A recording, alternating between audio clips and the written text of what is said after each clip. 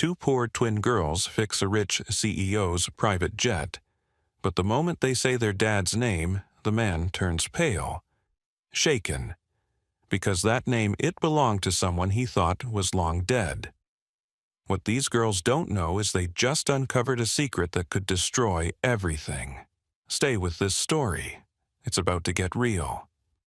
Dear friend, what you're about to experience is not just a story. It's a deeply human journey about loss, resilience, and the quiet, unexpected ways love finds us when we need it most. If this is your first time here, I invite you to drop a comment and tell us where you're watching from. We love hearing your voice. And if you're someone who believes in second chances, in the hidden strength of ordinary people, and in stories that stay with you long after they end, consider subscribing and tapping the bell icon. We share moments that matter. Thank you for being part of this one. Now, let's begin. The wind hit hard that morning in Sedona, Arizona, dust curling up from the cracked pavement clouds hanging low over the crimson cliffs. A private jet, sleek and silver, dropped suddenly from the sky and landed rough on the tarmac of Skyward Regional, far from its intended destination. Inside the executive lounge, two young girls froze. Lila and Nora Bennett were only 10 years old.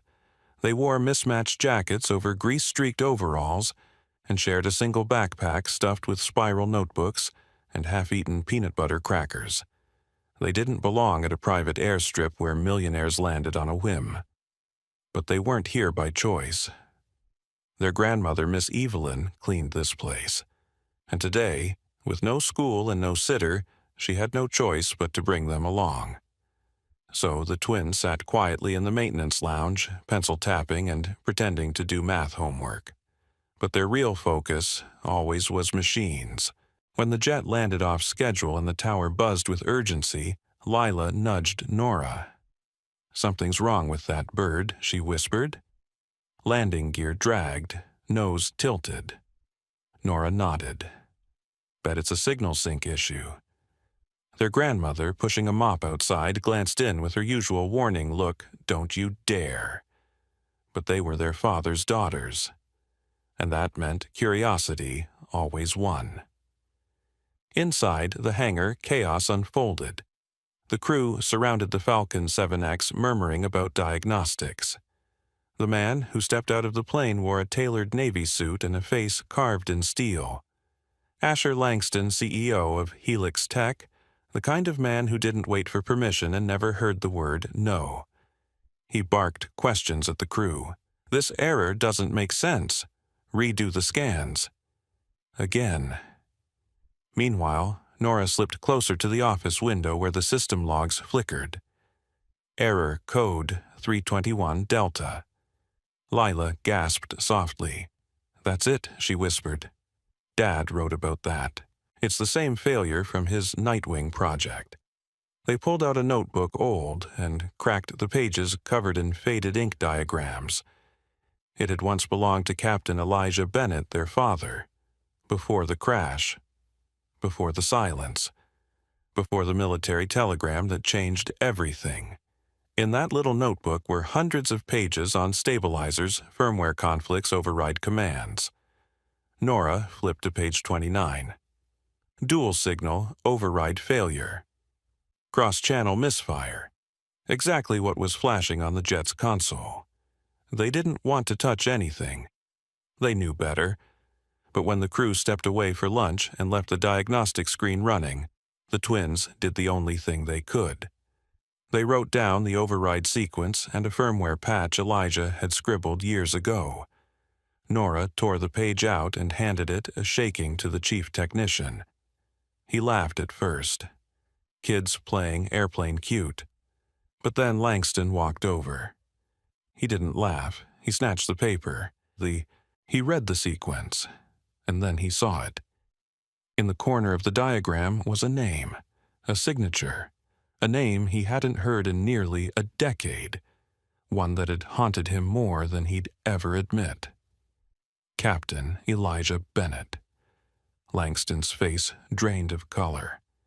His hand gripped the edge of the workbench like it was the only thing holding him up. "Where did you get this?" he asked, voice tight.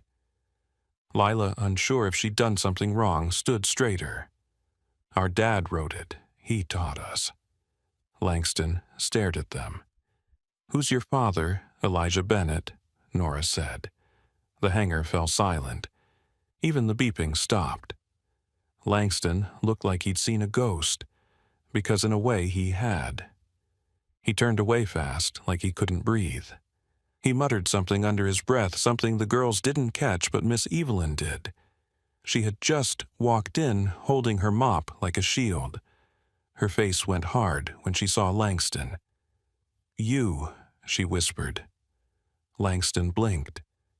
"You changed your name. And you," she said, her voice shaking with restrained fire, "you changed nothing." What none of them knew, what no one could have predicted, was how this accidental meeting would change everything. That a plane failure in a forgotten town would uncover secrets long buried. That two girls with nothing but a mop-wielding grandmother and a dead father's notebook could challenge one of the most powerful men in the tech world. People say fate is a myth.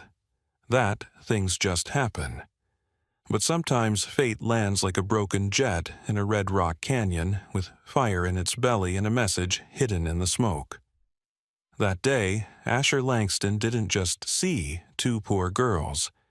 He saw a name that should have died years ago. And in that moment, something inside him cracked. If you've ever wondered whether a single name can change the direction of your life, stay with this story. Because next, you'll learn who Elijah Bennett really was, why Langston feared his legacy, and how the ghost of a father built a future that no sabotage, no lie, and no billion-dollar CEO could ever erase. Miss Evelyn hadn't heard that name spoken out loud in years, not by anyone other than herself, and certainly never in a place like that, in a hangar humming with jet fuel and hushed urgency, surrounded by men in uniforms and ambition. But there it was, echoing across cold steel walls. Elijah Bennett. Spoken not by her, not by a friend, but by a man whose past was tethered to Elijah's legacy in ways few would ever know. Asher Langston. He stood frozen, the schematic page still trembling in his grip, the signature at the bottom unmistakable. He wasn't looking at the equations. He was looking at the name. And then at the girls who had handed it to him. Miss Evelyn acted fast, at her voice calm but firm. "Lila." "Nora. Wait in the car." The twins hesitated. Lila clutched the backpack tighter. Nora looked up, lips parted, wanting to speak. But something in Evelyn's tone said not now. As the door shut behind them, Langston still hadn't moved. "You disappeared," he said finally, voice hollow. "I had to," Evelyn answered, "for their safety. You know that better than anyone." Langston didn't argue. He couldn't. Because deep down he knew the truth Evelyn had buried under a different name, and 3 state lines was the truth he'd chosen to forget. Years ago, before Elijah became a ghost in memory and a signature on worn pages, he and Langston had been something like brothers. They met in Afghanistan, both assigned to a tech-forward task force experimenting with autonomous air reconnaissance. Elijah was the system architect, young, exacting, and fiercely idealistic. Langston was the program's star pilot, charming and fast-talking, with a sharp eye for risks and an even sharper instinct for profit. They started with respect. Then came tension. Then cracks. Elijah didn't just build, he questioned. He saw patterns others missed, systems that didn't log, fails override keys that lacked traceability, algorithms too easily corrupted. And when Helix Tech rolled out the Pegasus protocol, a combat-ready drone with a silent mode, and no human operator, Elijah objected. "These are eyes in the sky without a conscience," he warned. What happens when someone decides not to look where they should? Langston remembered those words. He'd dismissed them then. Not because he didn't believe Elijah, but because believing him would have cost too much. So when Elijah requested a delay in deployment to address vulnerabilities, Langston vetoed it. When Elijah filed an internal memo, Langston buried it. And when Elijah boarded a test flight to recalibrate software for one last safety audit, Langston wasn't surprised that the chopper never came back. Mechanical failure, the report said. No black box, no survivors. Just silence. Evelyn had known better. In the days following the funeral, while folding the last of Elijah's uniforms, she found what no one else did: 3 journals sealed in a weatherproof envelope tucked into his duffel. No digital backups, just sketches, handwritten equations and letters. He knew he was being watched, and he knew if something happened to him, someone had to finish the work. She didn't tell the military. She didn't call the press. She packed the girls, changed her name, and disappeared. Now, facing Langston again, the years fell away like ash. "You think he died hating you?" Evelyn asked softly. Langston didn't answer. "You're right." He looked down. "I watched him get smaller every time you ignored his warnings," she said. "I saw him rewriting codes late at night, not to protect the company, but to protect people. And when he knew he might not make it back, he didn't write to you. He wrote to them." Evelyn reached into her coat pocket. They've carried this every day since they could hold a pencil. She placed the original notebook on the table. Its cover was cracked, the corners dog-eared. Inside, blue ink graphite smudges. But what lived there couldn't be erased. Diagrams of reactive heat sensors, notes on fail-safe redundancies, but also thoughts, warnings, promises. That night, back at their cramped apartment above the second-hand bookstore, Evelyn laid a wooden box on the floor. The twins knelt beside her quiet. "This belonged to your father," she said. They didn't speak. They didn't need to. Inside the box were his flight badge, a photo of him holding them as toddlers, and a folded letter. It smelled faintly of cedar. Lila opened it, and the words poured out like a whisper from a past that refused to be buried. "If you're reading this, it means I didn't make it back. I'm sorry. I wanted to. I fought to.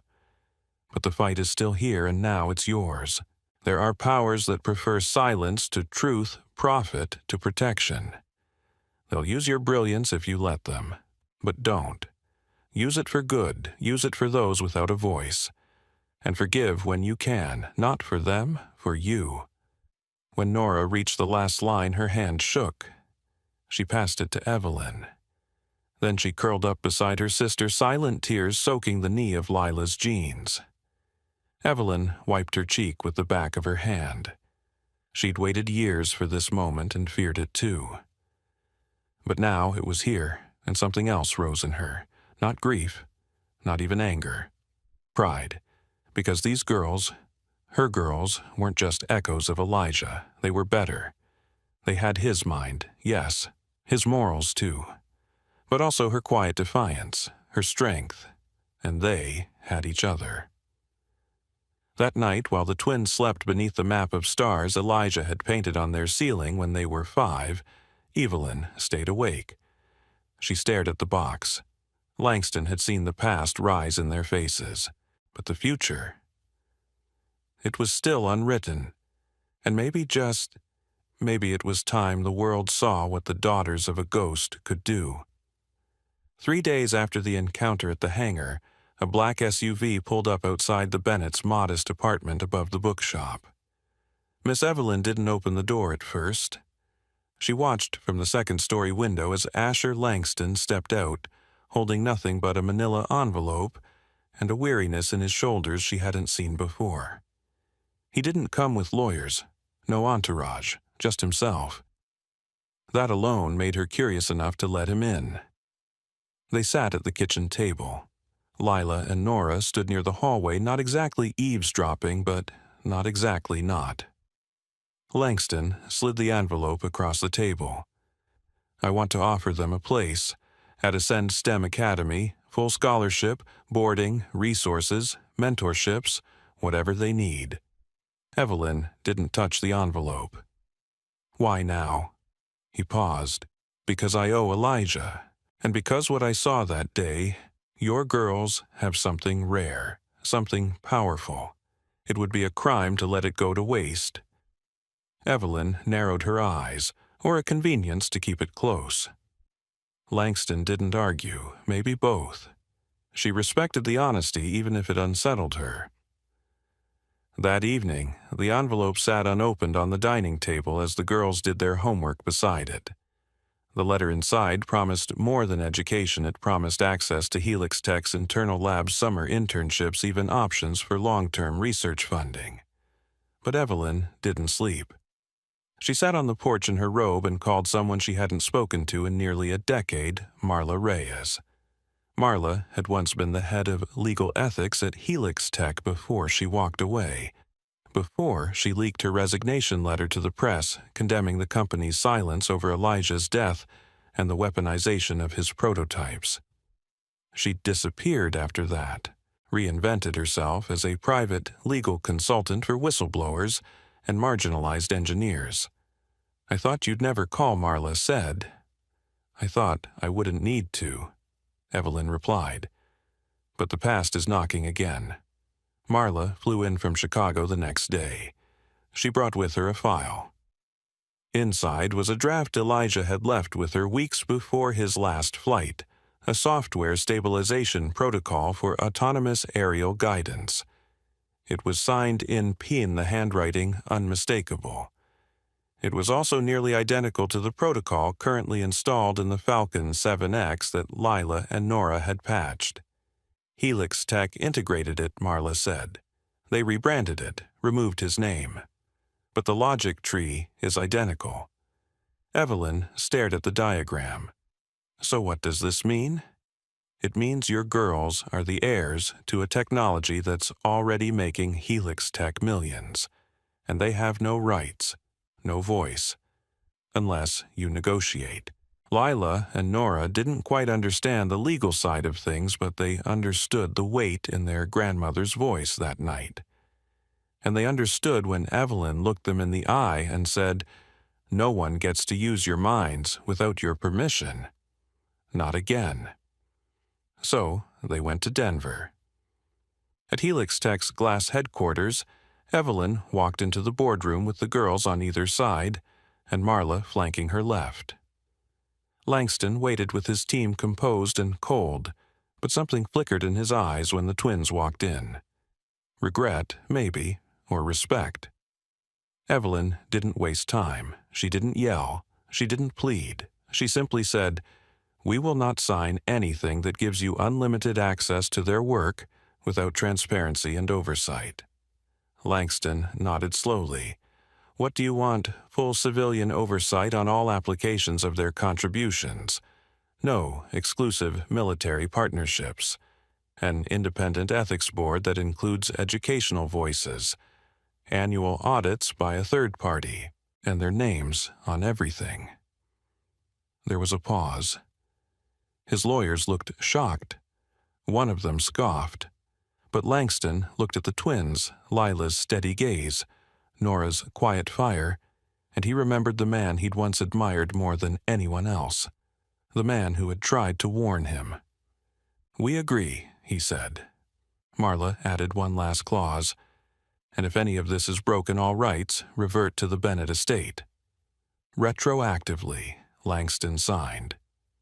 That night, in a quiet hotel room, Evelyn watched her granddaughters sleep side by side, their hands still clutching each other like they did when they were babies. So much had changed, so much had been given and taken. She thought about the deal they'd just made, about what it would mean for two girls to have a say in a world that rarely listened to voices that small. But here's the truth. Power without ethics is just a machine waiting to break. And sometimes it takes children to remind adults how fragile everything really is. The next morning, as the sun poured through the hotel window, Nora woke up first. She reached for the notebook beside her bed and began sketching a new rotor design, one that used less energy, more lift. Lila stirred, leaned over, and added an algorithm in the corner. Evelyn smiled.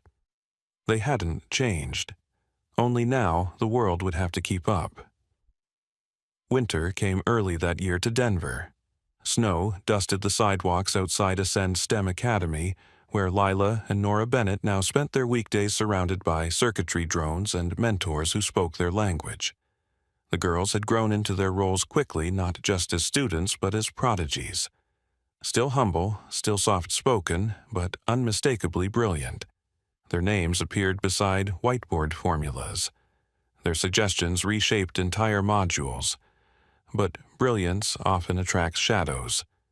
It began with excitement.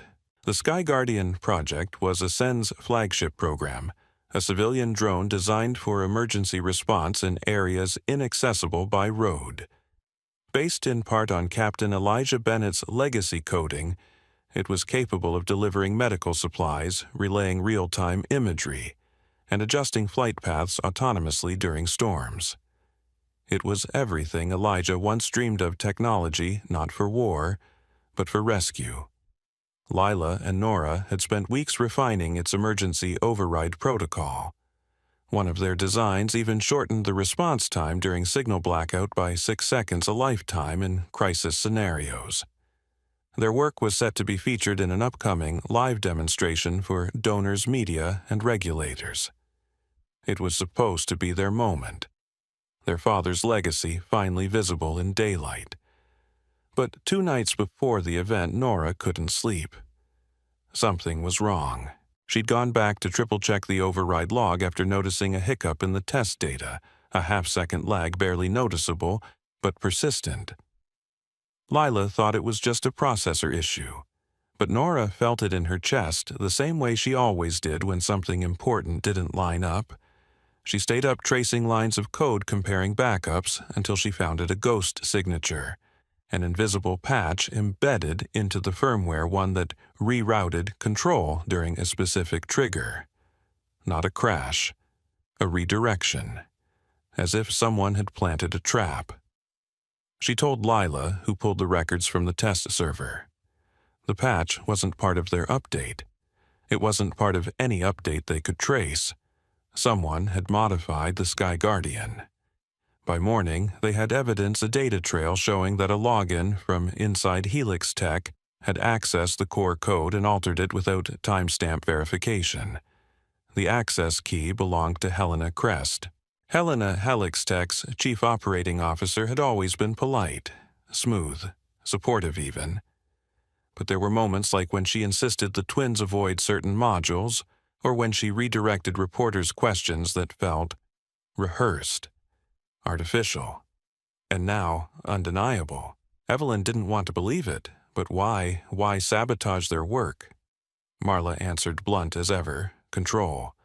If the project fails under their oversight, Helix Tech reclaims full rights. No oversight board, no civilian restrictions, just profit. The day of the demonstration, the girls arrived early. They wore matching navy coats, their father's badge sewn discreetly on the inside pockets. The drone was already loaded into its launch bay, the crowd gathering. Nora gripped Lila's hand. It's going to happen mid-flight. That's when it reroutes. Marla had arranged for a discreet sting. A whistleblower engineer named Jamie, who had secretly worked under Helena, had provided a second set of logs. If they could catch her in the act, remotely accessing or triggering the override, they'd have everything. The drone launched at 11:03 a.m., rising like a metal bird against the gray sky. Lila's code kicked in flawlessly. The flight began just as planned. But then, at waypoint 4, the drone paused, adjusted, recalculated, and veered 30 degrees off course toward the restricted airspace near the old military depot. Gasps rippled through the crowd. Nora turned to the operations hub. Helena wasn't at the board. She was gone. Lila ran to the backup console, slammed the override protocol from their personal drive, and input the emergency sequence Elijah once designed for wartime reboots. For a second, nothing happened. Then the drone stalled midair. Everyone held their breath. Then, gently it realigned and returned to course. Applause broke out, but it felt hollow. Controlled chaos followed, security sweeping the perimeter, Langston demanding answers, and Helena caught on surveillance remotely accessing a trigger app from her car minutes before the flight. She was arrested for malicious sabotage and breach of federal aviation law, but what hit harder was the way Langston looked at the twins afterward. Like he'd failed them. Again. He stepped down publicly the next morning. "I lost sight," he said at a press conference, "of why this work began, of the man who first showed me what innovation could look like with a conscience." He handed over full decision-making power to the Civilian Oversight Board and for the first time gave public credit to Elijah Bennett. Watching it live from their classroom, Nora didn't cry, but Lila did. She remembered what her father once wrote in his journal: "A machine is only as good as the hands that guide it, and the hearts that decide where it flies." And today, their father's machine had flown true, not because of software, but because his daughters refused to let fear or power rewrite his legacy. Sometimes the hardest part of growing up isn't learning how to fly. It's learning how to land with your values intact, how to take back control when someone tries to rewrite your story. That day, Lila and Nora didn't just save a drone, they saved a vision. One their father dreamed of, one their grandmother protected, and one they now owned completely. Outside, the snow kept falling, but inside the lab, warmth settled into every wire, every code string, every line of defense they would build for the future. 2 years later, the sun rose differently over Palo Alto. It was softer, somehow warmer, as if the sky itself had shifted to honor what was being built below. Nestled between rows of glass-walled research labs and humble neighborhood schools stood a new campus, the Bennett Institute for Ethical Engineering. The front steps bore a single inscription etched in steel build with reason: "Fly with conscience." Inside, the laughter of middle schoolers echoed through innovation halls. Students, many from communities like the one Lila and Nora grew up in, gathered around tables strewn with drone parts, wearable medical sensors, even DIY air filters. Every corner hummed with curiosity, but no one rushed. No one competed for credit. There was space to breathe here, to think, to fail, and to begin again. At the heart of it all stood Lila and Nora Bennett, now 12 but already mentors in every sense of the word. Their names weren't just on the walls, they were woven into the place. Every workshop they helped design emphasized both technical excellence and ethical literacy. Every lesson asked not just how something worked, but why it should. One afternoon, a boy named Theo, shy brilliant, the kind who rarely raised his hand, stood in front of the class and explained a drone project he'd spent weeks building. It used heat mapping to find survivors in wildfires. As he spoke, his voice trembled, and Lila gently stepped in. "Why did you choose this?" she asked. He looked down, then up. "Because my grandma died in one. Last year, they couldn't find her in time." There was silence. Then a girl across the room stood up and added, "My dad's a firefighter." He would have used this. They didn't applaud, they didn't need to. They simply nodded quietly, sharing in something that had no name, but all the weight in the world. That was the legacy their father had wanted. Not applause, not ownership, just impact. Miss Evelyn walked those halls too. She wore her hair up now with silver strands proudly visible. No longer just their guardian, she was head of community outreach, welcoming families, comforting nervous parents, and reminding them gently that brilliance doesn't always show up in straight A's or perfect behavior. Sometimes it shows up in late-night tinkering, in quiet questions, in kids who stare out the window because they're solving problems the rest of us haven't even named. Marla Reyes served as head of ethics enforcement. She was stricter than most, but the students respected her. She had a way of making you feel seen, even when she was grilling you about compliance codes. She never mentioned Helix Tech unless someone asked. And when they did, she'd smile and say, "We don't need to fight the old world. We just need to build a better one." As for Langston, he didn't disappear. He stepped away from Helix Tech's board but re-emerged quietly as an advisor to nonprofits specializing in humanitarian technology. He sent occasional notes to the Institute, never long always typed. One simply read, "I was wrong. Thank you for not quitting." He never asked for forgiveness, and the girls never offered it outright. But when he showed up unannounced one spring morning carrying a stack of gently worn books on machine ethics, Evelyn greeted him without a trace of bitterness. "You brought the right kind of fuel," she said. In the Institute's main atrium, where the ceiling arched into the shape of a stylized wing, a new edition stood beneath a display of Elijah Bennett's original field journals, a plaque, and a locked wooden box. The plaque read, "Open when you're ready to change everything again." Only Lila and Nora knew what was inside, and they never spoke of it. Not because it was secret, but because some things grow best in silence, like trust or purpose. On the second anniversary of the Institute's founding, a crowd gathered in the courtyard. Journalists came, as did former students and families from all over the country. One mother, holding the hand of a nonverbal son who had just received a full scholarship, walked up to Nora and said, "You don't know what this place means to us." He never looked people in the eye before. Now he helps them build robots. Nora didn't cry then. But later that night, in the quiet of their dorm suite, she pulled out their father's letter and read it again. "If you're reading this, it means I didn't make it back. I'm sorry for that and for the danger my work might still bring to you. But I need you to know that what I did, what I tried to stop, was real. There are things in this world more dangerous than bullets, and one of them is unaccountable power. If you're anything like your mother, you'll be fierce. If you're anything like me, you'll be stubborn. That combination, it can change the world." Lila, curled beside her, eyes closed but awake. "He'd be proud," she said softly. "I hope so," Nora whispered. But deep down they knew. Not because of the Institute, not because of the awards or the articles, but because they had learned at last that their father's greatest gift wasn't his code or his diagrams. It was his conscience, and now it lived on. In every decision they made, every child they mentored, every piece of tech they built, not for domination, but for dignity.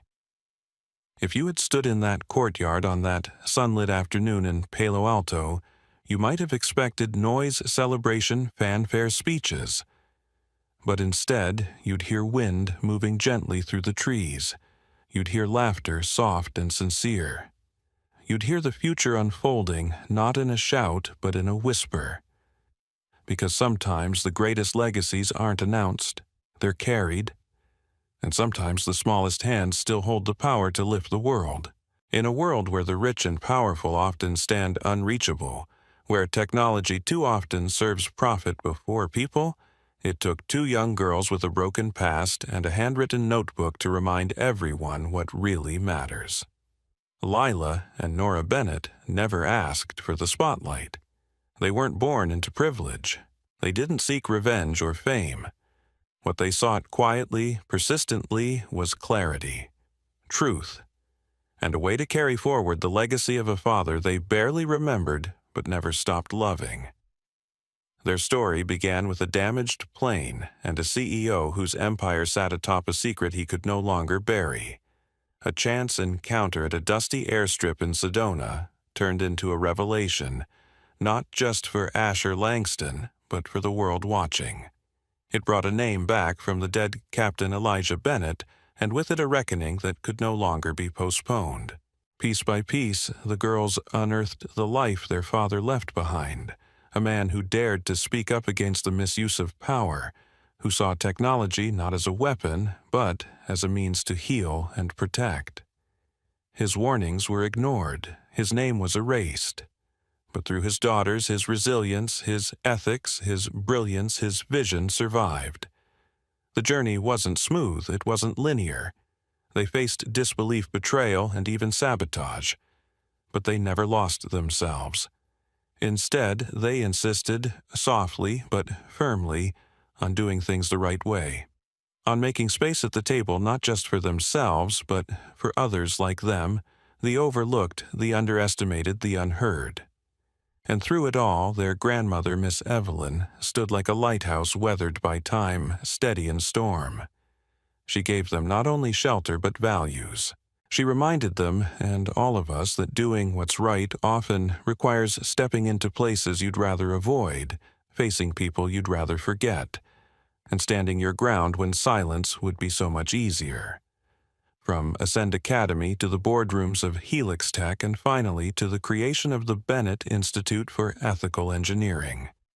Every chapter of this story has been a testament to the quiet kind of strength that doesn't need applause to be real. It's the strength found in resilience, in compassion, in choosing purpose over ego. And perhaps the most powerful moment of all wasn't when they exposed corporate wrongdoing or saved a drone midair. It was when they chose not to retaliate. When Langston came back not seeking redemption, but offering something quieter, a willingness to help repair what he'd helped break. The girls didn't meet him with anger or vengeance. They met him with boundaries, with caution, but also with a grace that spoke volumes. Because real change doesn't always come from tearing things down. Sometimes it comes from rebuilding them, one decision, one conversation, one act of courage at a time. So, what can we take from all of this? First, that legacies aren't measured in headlines or dollars. They're measured in the impact we leave behind, the people we lift up, the wrongs we quietly make right. Second, that knowledge is power, but wisdom is restraint. And when we combine the two with empathy, we build things that last, not just machines, but trust, hope, and justice. And finally, that forgiveness isn't weakness, it's not forgetting. It's choosing not to let someone else's mistakes harden your own heart. It's the bravest kind of strength. In today's world where competition often trumps collaboration and speed outpaces intention, we could all stand to be a little more like Lila and Nora. Curious, patient, principled. Ready not just to fix what's broken, but to ask why it broke in the first place. We can learn from their courage to speak truth in rooms designed to silence them, from their willingness to lead not by force but by example, and from their unshakable belief that even the smallest hands can carry the biggest responsibilities. So, if you've made it this far in the story, thank you. Truly, you've witnessed something rare, not just a tale of innovation and legacy, but a reminder of what humanity looks like when it refuses to give in to bitterness or fear. If this story moved you, inspired you, or gave you hope, we'd love for you to be part of our community. Please subscribe to the channel, give this video a like, and share it with someone who needs to hear it. Your support helps us keep telling powerful stories like this, stories that not only entertain but remind us who we are and who we still have the power to become. Thank you for being here. We'll see you in the next one.